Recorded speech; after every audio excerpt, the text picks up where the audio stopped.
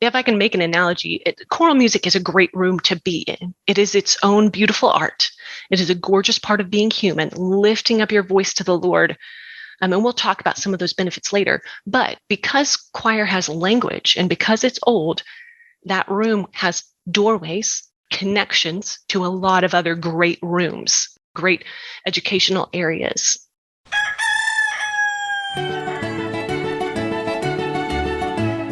This is Your Morning Basket, where we help you bring truth, goodness, and beauty to your homeschool day. Hi, everyone, and welcome to episode 101 of the Your Morning Basket podcast. I'm Pam Barnhill, your host, and I am so happy you're joining me here today. Well, sometimes wonderful guests and wonderful topics fall right into our laps, and that is the case with this particular episode. So on today's show, we have Bethany Stuard with us, and Bethany is a homeschooling mom of 3 who has a passion for choral music. She has a passion for choral music and choirs and helping kids sing. She's a choir director of a children's choir, and she just loves choral music, and she wanted to share that love with other homeschool moms. And so we are so thankful that Bethany reached out to us because this is a fabulous podcast episode. So inspiring to listen about how choral music can actually connect to so many other topics and subjects in our homeschools. So on this episode, Bethany is not only going to tell us all the reasons why we should study choral music, but also a bunch of different ways that we can make this happen. What do we talk about with our kids when we're listening to choral music? Where do we find choral music? And so much more. I think you're really going to enjoy this episode. And speaking of choral music, did you know that there is a hymn or a folk song included in each one of our monthly morning time explorations? Morning time explorations are topical studies that we release every single month so you can dig deep with your kids into really fun subjects like sharks, snow and ice, cowboys, friendship, and so much more. So if you would like to try out a set of our morning time explorations, you can do that by coming to pambarnhill.com/explore, where you can find our latest selection full of all kinds of truth, goodness, beauty, poetry, music, art, everything that you could need and want to bring into your morning time. That's at pambarnhill.com/explore. And now, on with the podcast. Bethany Stuard is a choral conductor, vocal performer, music educator, and homeschool mom of 3. She is the artistic director for the First Colony Homeschool Ensemble Choirs in Sugar Land, Texas, and received the Texas Choral Directors Association Young Director of Distinction Award in 2012.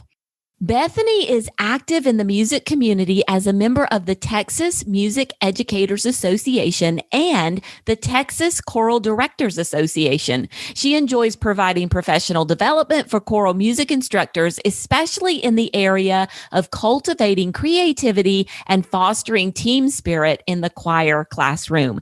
Bethany, welcome to the podcast. Thank you so much, Pam. I'm so happy to be here. Well, I am so happy to have you. I have heard some wonderful things about you from Dawn Garrett and just your enthusiasm for choral music and vocal performance and all of that stuff. And I think it's something new and it's something great. So thanks for coming on. Oh, it's my pleasure. I'm such a fan. Well, tell us a little bit about your homeschool. You have 3 kids, right? That's right. And they're little. They're 6, 4, and 2. So my homeschool barely exists. I go to my first homeschool convention next week.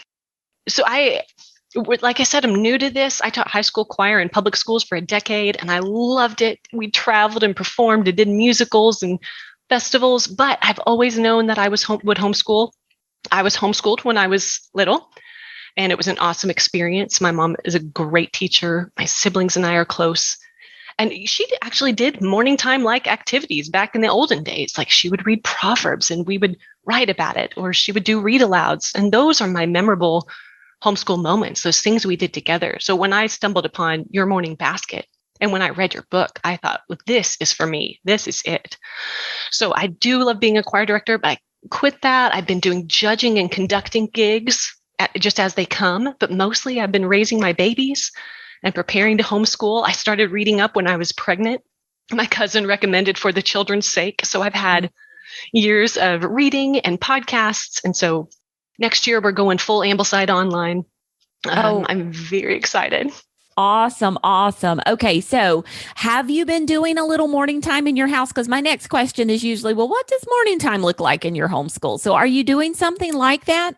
Oh, we have. We started when they were little, 3.5 and a precocious 22-month-old. We called it snack and story time. Oh, love it. And I would start singing the doxology, and they would sprint because there were snacks. And we would just memorize a verse and then do our activities and read our books from the Peaceful Preschool. And it was wonderful. That's when we did anything like learn our address or our telephone number. It's just that linchpin in the day, a time of connection. During the first quarantine, we added hymns and a longer scripture memory. But then the baby started to walk, and my oldest started some gentle kindergarten. Then things got a little tougher. My youngest is a destroyer. And when people would say that to me, I would think of some like wild-eyed, insane child running around and knocking everything over. But no, he's so sweet. He's so happy. He's just happily ruining all my things. And so the only time we could do anything organized was in he's strapped down. So if the toddler was done eating his food and I kept schooling the others, all the toothbrushes would go in the toilets, and he would throw the blankets, stuff them in the diaper pail, and then unlock the garage and crawl in the car and drink my day-old coffee and eat some quarters. Like that was what was happening. And so we had to divide morning time into 2 parts. So we would do memory work in the living room. I would sing a hymn, the poem and Bible passage we're memorizing, maybe a folk song while they played blocks or trains or rolled around. And then we would go to the table, and I would pass out snacks, and we would read our Peaceful Press nature guides and do those books and any activities that we could. But if the toddler's done eating his food, he's just going to go pour all the spices out. So having that set aside time gave me so much peace. And then part 3 of morning time is after afternoon nap. Then we have fruit and read poetry. So dividing it up really helped with the baby problem.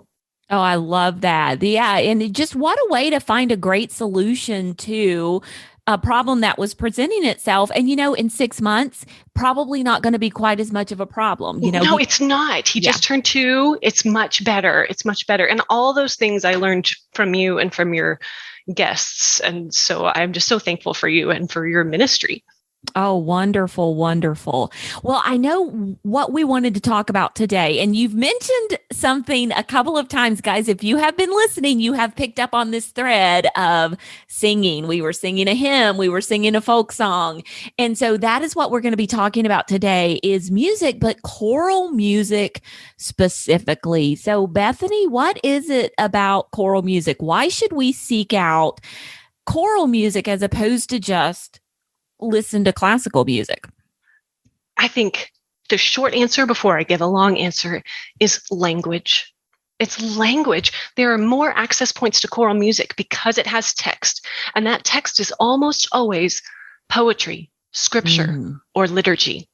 That is the special place of classical vocal music, as opposed to just folk songs, although a lot of choral music is an arrangement of a folk song, or just instrumental music. There are some peripheral pieces with nonsense syllables or prose or speeches, but almost all the time in choral art music, you're learning poetry, scripture, or liturgy. Another thing about choral music is that it's older. It was the music of the church, so the literate people were the people notating music. So we have choral music from like 1200, from the Middle Ages. And we have high-level art music from the Renaissance, which we don't necessarily have from instrumental music. Like we can sing Gregorian chant that is so old, which is awesome. So I have to say here, if I can make an analogy, choral music is a great room to be in. It is its own beautiful art. It is a gorgeous part of being human, lifting up your voice to the Lord.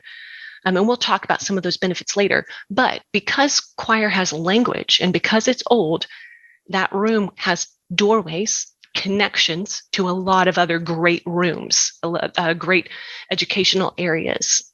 Can we talk about those now?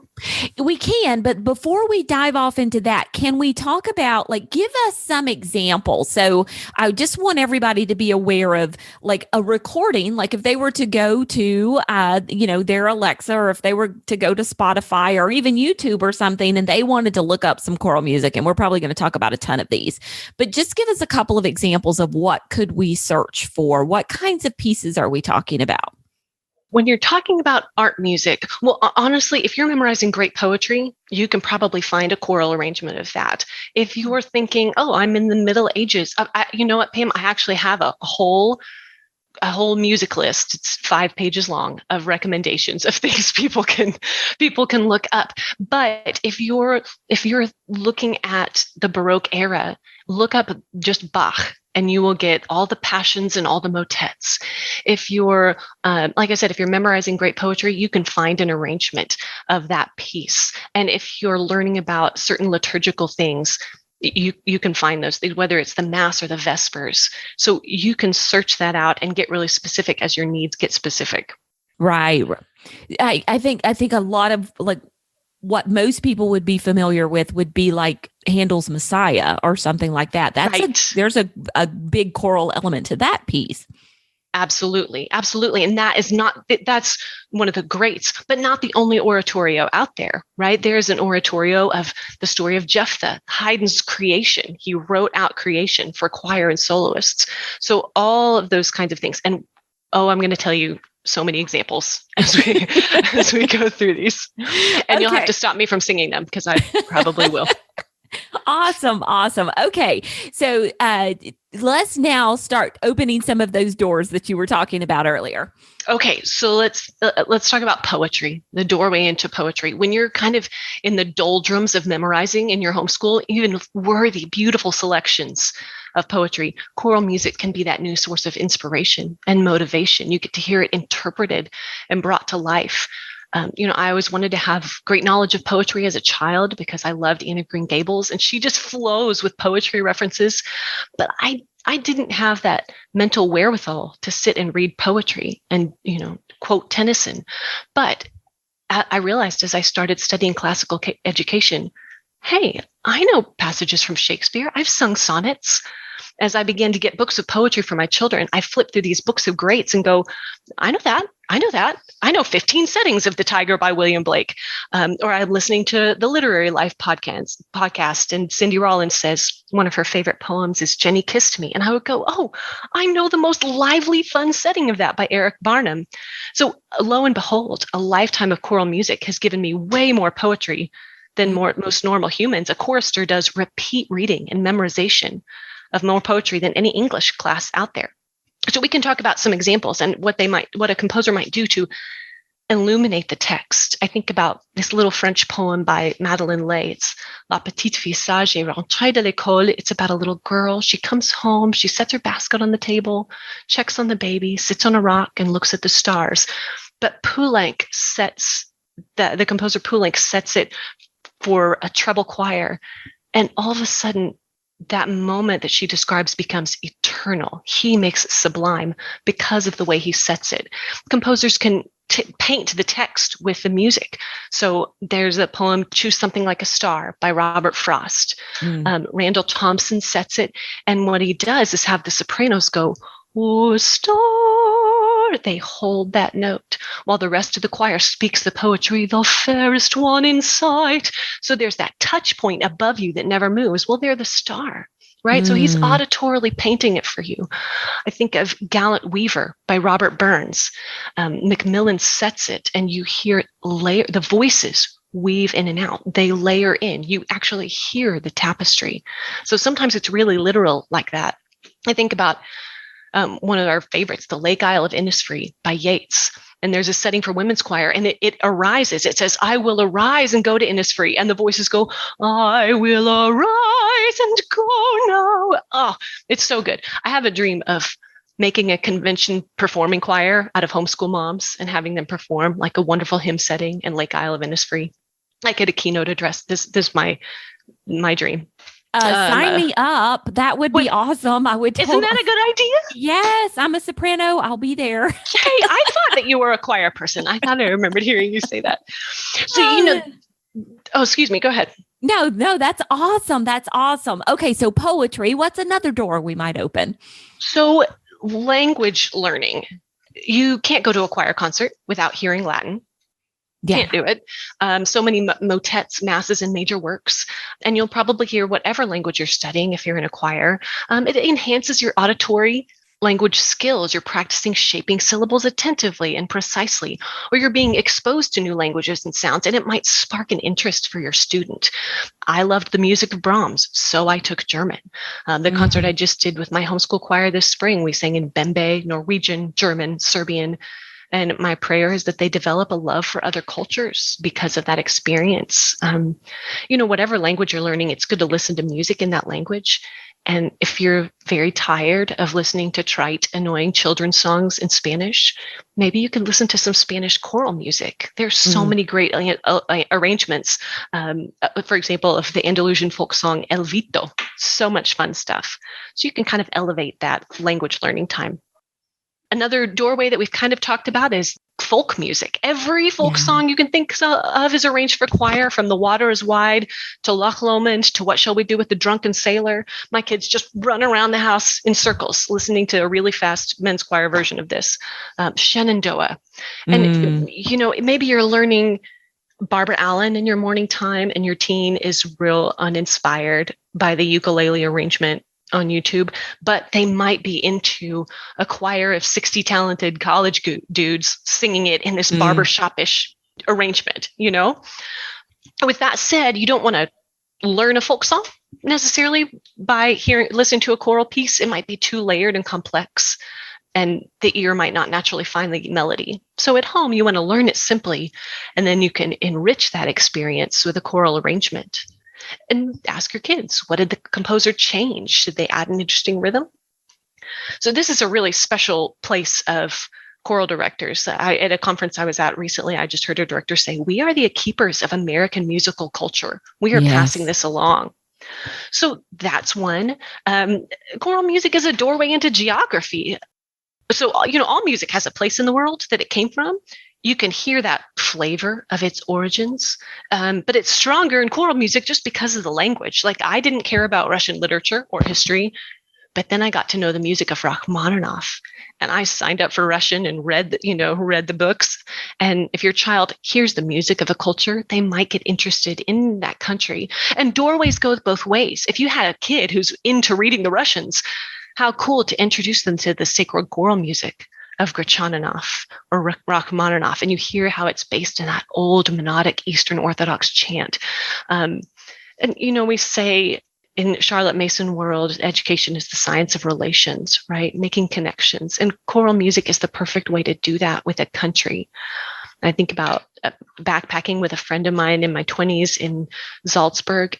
And we went to that cathedral where Mozart was baptized and grew up and played. We were the only guests there, and we just stood and sang the Mozart Vespers in the middle of the cathedral. We were connected to it because we knew the music. And that's what we want for our kids. So if you're studying a country, seek out its choral composers. You can visit the country with your ears. I have two more doorways for you. Okay, two more doorways. So it's a doorway into history, especially church history, right?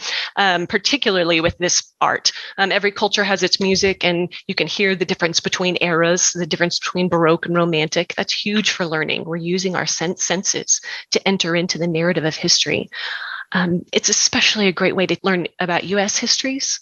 By learning spirituals. You can find incredible choral versions of every major spiritual, from Joshua Fought the Battle to Didn't My Lord Deliver Daniel to Sit Down Servant to Deep River. Like, a textbook can never describe that yearning for freedom and the spirit of an oppressed but faithful people like these spirituals can. So I highly recommend listening to the works arranged by African-American composers Moses Hogan, Stacey Gibbs, and listening. Deep River, My Home is Over Jordan. It will change you. And for me, choral music was my introduction into liturgy. I grew up in a Baptist church in West Texas, But then I sang Anglican and Catholic, and I'm going to start that over. Excuse Okay. me. I'm Yeah. stumbling on myself. Choral music was my introduction to liturgy. I grew up in a Baptist church in West Texas, but then we sang Catholic and Anglican and Lutheran service music and prayers, the prayer of St. Francis. I didn't know there was such a thing as pre-written prayers. And we sang so many masses. So it educated me on church history and other branches of our faith. Like we said before, choral music is older. So if you're studying the Middle Ages, you can go there. I think about Carmina Burana by Orff. It's this huge masterwork of really dramatic settings of 11th and 12th century poetry in all these languages.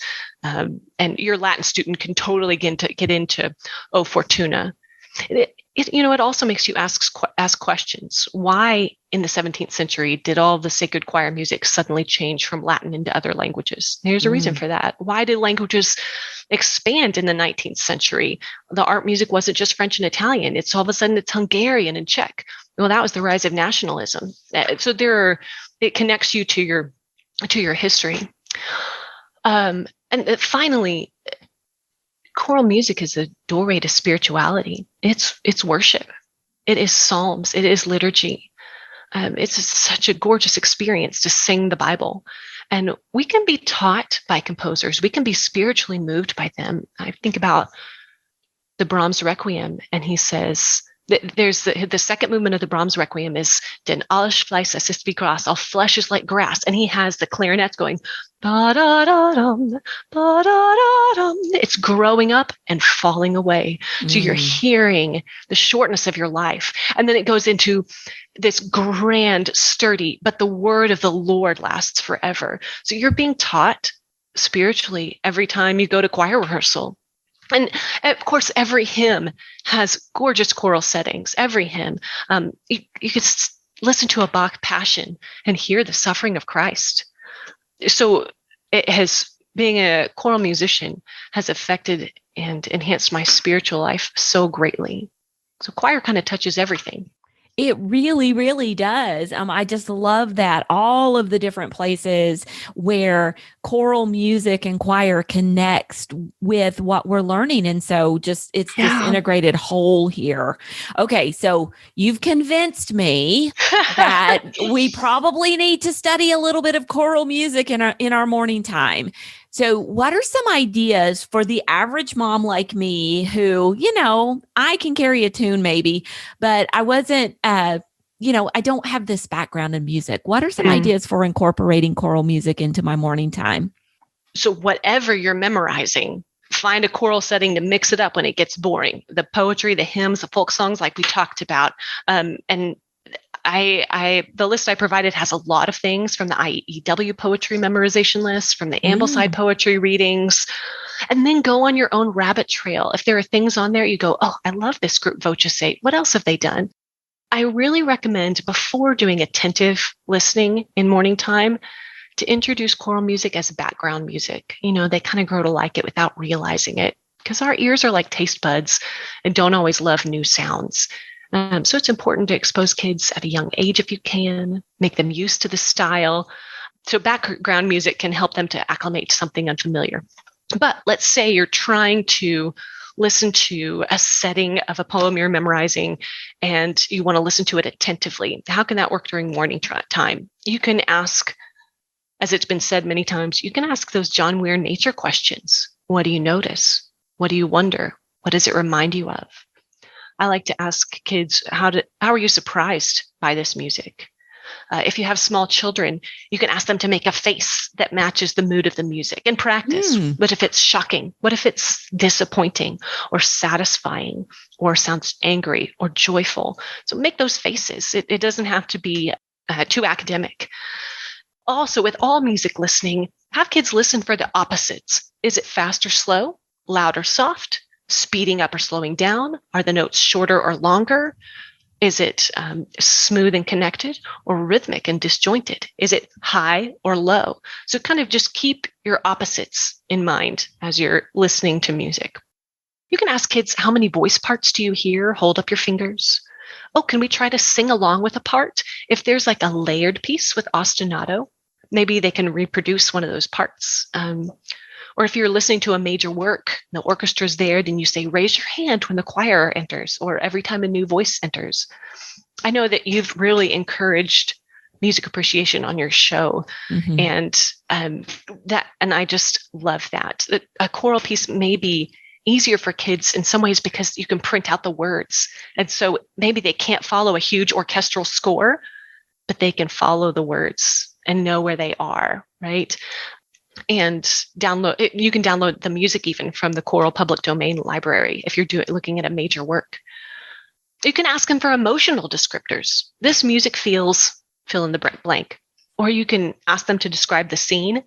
My little ones like to do that. That sounds like a wedding or a battle or a butterfly flitting around or a bear searching for food.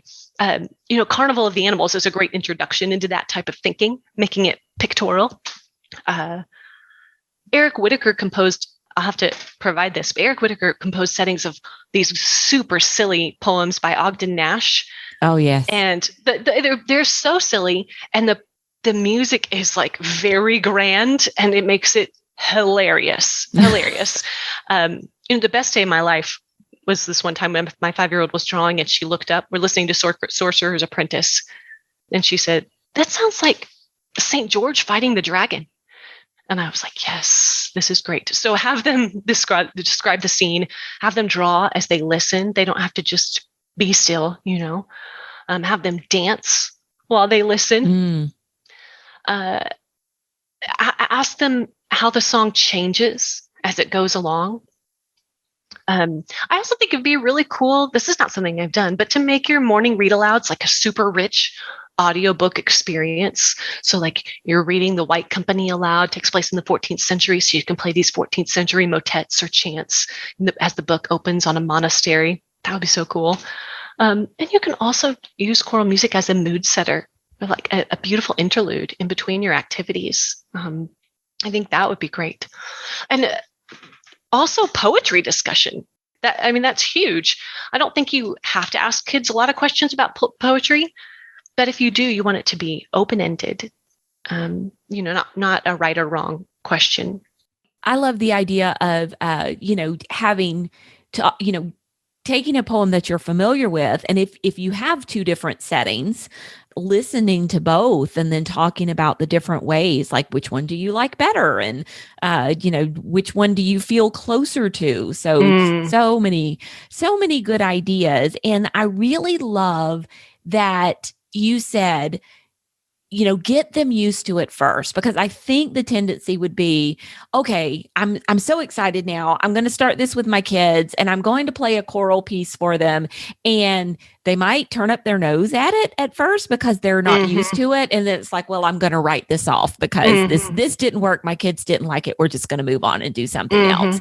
And so that little tidbit of information about playing it as background music first. And you do this when you're eating meals, or you're cooking in the kitchen and maybe they're sitting during afternoon quiet time or something. You just listen to it yourself and have them even be walking in and out, or they're playing nearby, or maybe they're doing some kind of art project at the table or something like that. And they're listening to it. They're getting used to it before you come in and introduce it as a lesson. I think that is such a key and vital point. Oh, I do too. And just as a warning, they really may not like it. But if they're if you're memorizing E.E. Cummings, I Thank You, God, for Most of This Amazing Day, and you listen to two different settings of it, or maybe you listen to Eric Whitacre's setting, first of all, they will like it because it's incredible. But if they say, I hate this is not good, the composer completely missed the point and the mood of the poetry. And here's why. That is a great discussion of poetry. Like that's effective. To say, no, he missed it. That's okay. But it's not going to happen because that piece is amazing. You can ask, what did the composer draw your ear to in this piece? Did he set it up? Did he do the text painting in some way, like we talked about before? You can ask them if they agree. I love to ask about the relationship. You know how novelists are not present in their novel, but poets are often present in the poetry. Mm-hmm. Like that poet is present there. So asking about the speaker, asking about the relationship really works. So this one time in my choir, we were discussing He Wishes for the Cloths of Heaven by Yeats, and it's the guy says, "Had I had the heavens embroidered cloths and wrought with gold and silver light, I would spread them under your feet. But I, being poor, have only my dreams. Tread softly, you tread on my dreams." Right? This the whole poem. And so I just asked them, what can we guess about the speaker and the recipient? And what does this poem remind you of? And they said, oh, it must be two people in love. And that phrase of night and light and half light represents time. They offer their past and present and future. They give to one another their nights and days. I thought that was so good. So, I know a lot of us out there, like we're really organized type A homeschool moms. And your kids might be way better at interpreting poetry than you are. And that is a beautiful thing. These other kids were like, oh, this is like a Jane Austen novel. Like, I don't have a dowry. I only have love. And another kid said, this could be a parent to a child. Parents wrap their dreams up in their children. It was such a good discussion. And then this kid was like, it's like Aladdin offering the magic carpet to Jasmine. And the whole thing unraveled. But it was good. So using choral music as your basis for your poetry discussion, as you listen, you're having to read slowly and thoughtfully. And then you can have such a good talk about it if you want to, or you can just let it lie. You can just let it be there. I think that can be a great morning time activity. I love it. I love it. So do you have to be able to sing in order to bring choral music into your morning time? No. First of all, you can sing. Whoever you are out there, you can do it. Second of all, no. We've been talking about a lot of listening. I mean, we're so blessed to have access to incredible recordings, right? So we can do all those activities. But I would encourage you to sing anyway. Singing is about delight and not perfection. I also would encourage moms out there to join a choir, because you can learn. Singing is not a fixed skill. It's a growth skill. What an awesome thing to demonstrate for your kids. I don't feel confident in this, but I'm going to go seek something out so I can get better at it. But if there's somebody out there who's wanting to get a little better, I can encourage you to just find your head voice. People who have trouble singing, usually what happens is they have trouble matching any pitches outside of their own speaking range. So like you speak down here and this is the only note that you can really sing.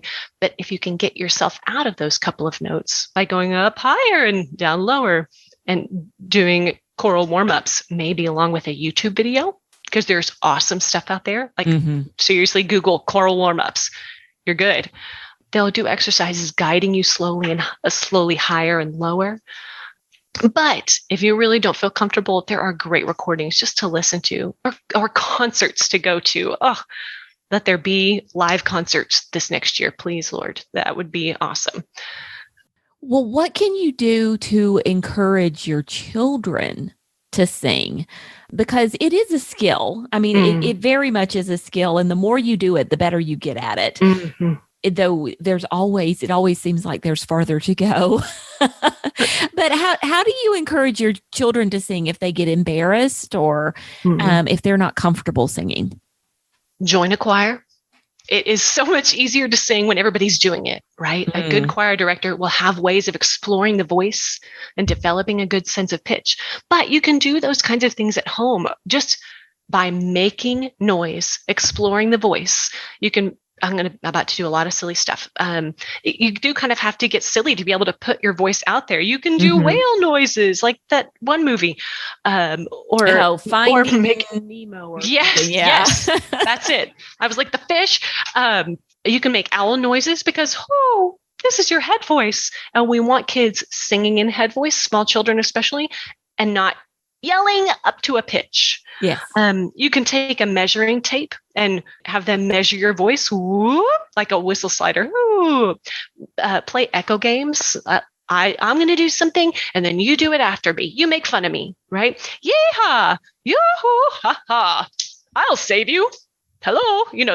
Doing these big range, high and low notes, getting comfortable making noises outside of your little speaking range. Or just start singing in a British accent with your hymns every day. It gives you a little distance, and that's like silliness without being hideous. So my kids love to sing in a British accent. Um, they have a gift in that very specific skill. Or find great recordings of cool guys singing, of a cappella groups, and then go out to choir concerts. If you don't know what to do, I would say look up a symphony chorus or chamber choir. A professional choir is likely to be small, so look up a chamber choir in your area, or a university choir, a great high school program, just so you can normalize singing for your kids. We've lost that kind of casual sing around the table atmosphere. Actually, I went to Russia once with a team of people, and we were in someone's home, and they said, after the meal, we'll sing you a Russian praise song, and then you can sing us an American one. And all of the Americans looked at me, panicked, like, you're the professional, you can do this. And it was so sad because we think it has to be perfect. It has to be professional to put our voices out there. But guess what? All these homeschool moms that you're reaching, they're fighting against culture, and that's awesome. And it's really worth it. Also, musicals can be a great introduction into choral music. Something classic, especially with a big boisterous chorus like Hello Dolly or Oklahoma or Music Man. They have a good bel canto supported singing style in the chorus. So that could be really fun. Oh, so many good ideas. And yeah, I spoke with Cindy Rollins earlier this year, and one of the things that she talked about, I'm like, if there's just one thing we can do in our morning time, what should it be? And what she said was singing. We should be singing in our morning time. And that's something, it's funny. We did some folk songs this year, and it was really the first time we'd ever done folk songs. We had done music appreciation and things like that before. We had done some hymns, but this was the first time we had done folk songs, and my kids just really enjoyed them. And my husband came to me and he's like, I think I heard Thomas in his room singing Waltzing Matilda. And I'm like, yeah, he probably was, because we studied it in school this year. But once I got them over the hump of why should we do this, Mom, they really just enjoyed singing. They just enjoyed doing it. Yeah. So I think it's something that, if we as moms have kind of a hang up about singing in front of our kids, let's find a recording and get them singing, because you never know, they could really, really enjoy doing it. Mm-hmm. Yeah. I love that. So if we were thinking about, because you've mentioned a number of times joining a choir, and I'm going to be honest, I haven't been, other than church, I haven't been in a choir since college. We had a wonderful community choir when I was in college, and I sang with them, 300 people strong. It was fabulous. Fun. Yes. So good. But I haven't had the opportunity. I haven't lived anywhere where I found another non-audition choir since then. So how can you go about finding a choir to participate in? That's a great question. And of course, the right group may not be near you, but it might be.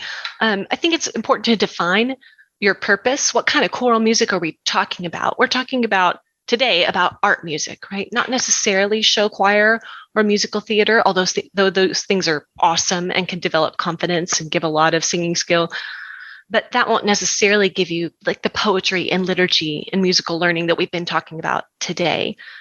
So you wanted to search out a program of quality, and particularly one that teaches healthy, supported vocal technique and sings highly artistic music.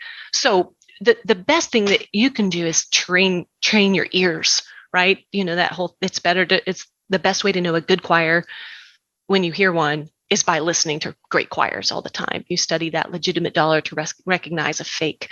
So like I said, I provided a lot of recommendations that I know you'll make available, but listen to the Spivey Hall Children's Chorus and the Indiana Children's Choir and San Francisco Girls Choir. Listen to these great groups to know what you're looking for. And I think that you can ask directors, if you're thinking about joining an organization, ask them real questions. Ask for an old concert program. Do you recognize any of the text or poets? Or is it just something forgettable? Do you recognize composers? What what tone is being used? Is it that head voice that we talked about, or are they yelling?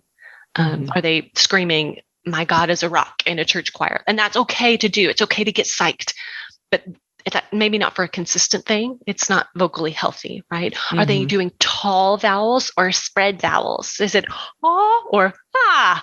Are they teaching music literacy? Teaching them to read music? Are they using solfege? So these are questions you can ask a director. Hey, how do you help kids learn to read music? Or they just learn everything by ear. And maybe great choirs often do things by ear. But if you ask some of these questions, they might give you a clue about finding a quality organization. For older kids, are they singing anything a cappella? That's a good clue to whether we're talking about a choir of quality too. But like I said, the best thing you can do is listen to great groups, and then you'll know when you hear it. Such good tips there, such good tips. And yeah, I can remember being in junior high and high school, and we moved in between. And so I went from a great quality choir program into one that was in a much smaller school and not quite as good. And so, yeah, the difference between the two. And, when I think back on my choir experiences when I was younger, the songs that I remember enjoying singing and the concerts that I remember enjoying being a part of were the ones from junior high school when I was in that really great. And that was a much longer time ago. Wow. Yeah. Yeah. So much so. Well, Bethany, I just cannot thank you enough for coming on here today and sharing your passion about choral music. I'm going to tell you, I had no idea that just about any poem that we've studied in our high school, we could find a choral arrangement for. So I am going to be looking at that resource that you provided for us and seeking those things out. Yay! So I can introduce those to my kids. Never occurred to me before, even as somebody who has sang choral music in the past. So that's absolutely wonderful. And just thanks for sharing your passion with us. I really appreciate it. Oh, it is my pleasure. Thank you for having me on. This is such a dream for me. Like I said, I'm such a fan. You have blessed my kids by the information that you give out, by your writing and all that you do. I really appreciate you, and I'm so happy to be here. Well, thank you so much. We enjoyed having you. Thank you.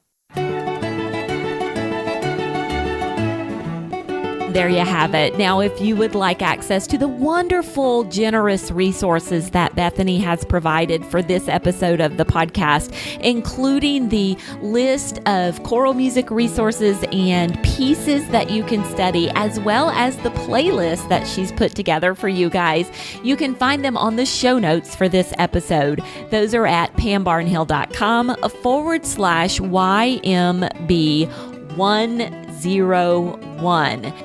And I just want to take a moment to say thank you to everyone who has left a rating or review for the Your Morning Basket podcast in your favorite podcast app. We really appreciate you doing that, because a lot of times that's what helps us get word out about the podcast to new listeners. The more ratings and reviews we have, the more the podcast apps will suggest the podcast to new listeners. So we really, really thank you when you take the time to do that for us. Now, we'll be back again in a couple of weeks. We're going to have Jessica Lawton on. Jessica's been on the show before. She is actually the author of the morning time plans that we have at pambarnhill.com. And Jessica and I are going to be talking all about leveling up morning time in your homeschool. So if you are doing certain activities in your morning time with your younger kids, how can you add a little more richness and a little more level up to those activities so that your older kids want to participate as well? So we'll be back again with that episode in a couple of weeks. Until then, keep seeking truth, goodness, and beauty in your homeschool day.